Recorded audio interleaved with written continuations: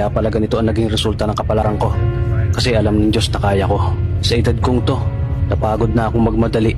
Kaya lahat ng ginagawa ko ngayon, ini-enjoy ko na lang. Siguro sa dami na rin ng aking pinagdaanan, napagtanto ko na ang buhay ay mas malawak at mas mahiwaga pa sa mga problemang dumarating sa buhay natin. Tumatanda na tayo, baka sa kakahabol natin sa masagana at maayos na buhay, ay hindi na natin na-enjoy ang buhay. Baka nabubuhay na lang tayo dahil nape-pressure tayo sa sasabihin ng ibang tao.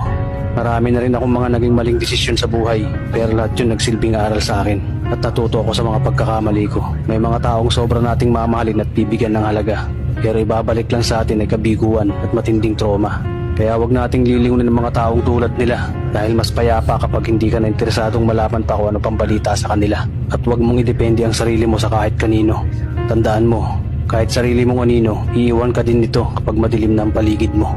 Kailangan natin matutunan na huwag ikumpara ang sarili natin sa iba dahil hindi natin laban ang laban nila. Karera mo to, hindi nila karera. Dahil ang buhay ay hindi naman nasusukat sa kung sino ang mayaman, kundi kung sino ang payapa. Kaya galingan mo lang palagi tol dahil napakaraming tao mapanghusga, hihilahin ka pababa at lagi mo itong tatandaan.